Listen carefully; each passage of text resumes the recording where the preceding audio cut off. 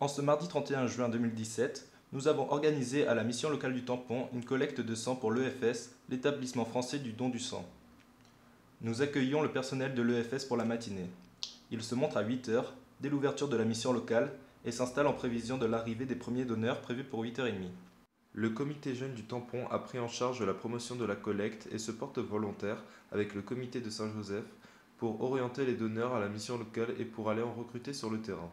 Allez, je t'écoute. Alors, est-ce que c'était la première fois que tu donnais ton sang? Non, c'était pas la première fois. Est-ce que tu le donnes régulièrement? Non, pas assez régulièrement. La dernière fois, c'était il y a 13 ans, donc non, pas régulièrement. C'est la troisième fois.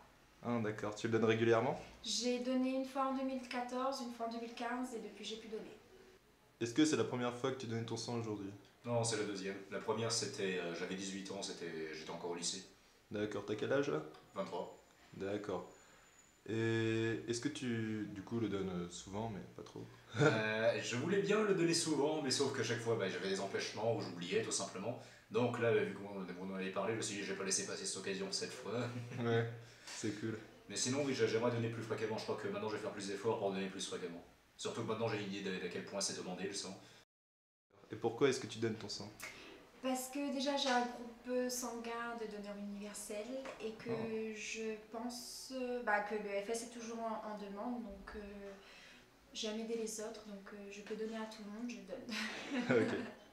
Parce que, certes, j'en ai besoin du sang, évidemment, comme tout le monde, mais il y en a d'autres qui en ont plus besoin. Puis les accidentés de la route en ont besoin, les malades en ont besoin, parce que la plupart des dons ne vont même pas à la recherche pour le coup. Là, c'est vraiment pour ceux qui en ont besoin maintenant, qui ont des accidents, des maladies à traiter.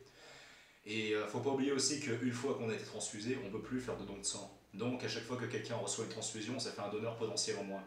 Ouais. Donc finalement, ceux qui n'ont pas encore été transfusés devraient, s'ils le veulent évidemment, compenser pour l'absence de ceux qui ont été transfusés, qui voudraient donner leur sang mais qui ne peuvent plus. Et pourquoi est-ce que tu donnes ton sang? Parce que je pense que il y a des personnes qui en ont véritablement besoin, et comme je fais partie du groupe universel, c'est-à-dire qu'il peut donner à tout le monde, donc je le donne. Voilà, donc finalement, c'est très important pour les gens, c'est aussi, tout simplement, techniquement, on ne prend pas beaucoup de sang, et puis ça se régénère assez rapidement, donc je vois pas pourquoi je le ferais pas. Si ça avait des conséquences graves sur la santé, on y réfléchirait à 2 fois, mais là, il n'y a pas vraiment besoin. Le donneur se présente à l'accueil, muni d'une carte d'identité s'il s'agit de son premier don. Il remplit un questionnaire puis s'entretient avec un médecin de l'EFS. Si celui-ci valide le donneur, ce dernier est pris en charge par les bénévoles de l'EFS pour effectuer le don, puis pour s'alimenter. Il est en effet absolument nécessaire de se nourrir et de s'hydrater après un don de sang.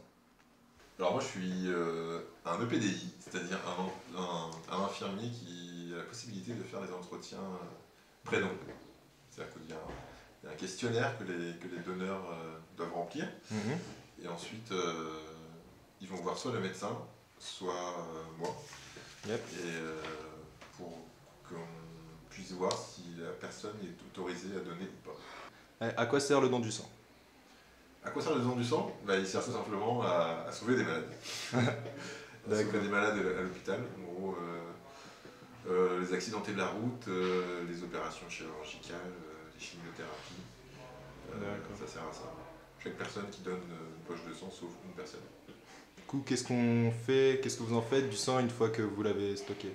Et on prélève une poche de sang, on prend des tubes sur lesquels on fait quelques petits examens. Pour la sécurité du donneur et pour la sécurité du receveur. En fait. Ensuite, les poches cet après-midi, elles partent sur Saint-Denis. Yep. Les tubes vont être analysés. La poche de sang va être filtrée. Et en diverses parties, globules rouges, plasma, plaquettes. Et une fois que les résultats des examens sont connus et que ça ne pose aucun souci, les poches de sang pourront être délivrées dans le circuit pour le receveur. D'accord. Il y a un stock à Saint-Denis, puis après ce sera délivré, réparti à Saint-Pierre, Saint-Paul, dans les diverses zones de stockage.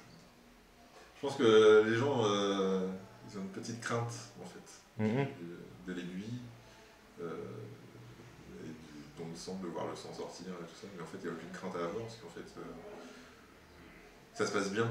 Et du coup c'est plus une appréhension du mystère, c'est la peur de quelque chose qu'on ne connaît pas.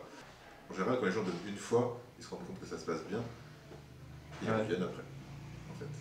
Après le souci, c'est qu'on a du mal à avoir justement de nouveaux donneurs. Et Ouais. la plupart des gens qui donnent, souvent ce sont des gens qui ont déjà donné et qui ont fait le premier pas.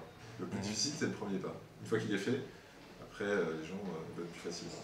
Il faut à peu près 120 poches par jour D'accord. de prélever Mhm. pour pouvoir subvenir aux besoins. D'accord. Aux besoins juste à La La Réunion? Juste à La Réunion. La collecte s'étend sur la matinée, puis finalement prend fin à 12h30. Le personnel de l'EFS quitte les locaux de la mission locale, ayant récolté 28 poches de sang. Il s'agit là d'un bilan satisfaisant, bien qu'il reste en dessous de nos attentes. Les donneurs se font rares, c'est pourquoi plus d'implication dans le don de sang, venant de tous, est nécessaire pour répondre aux besoins des malades.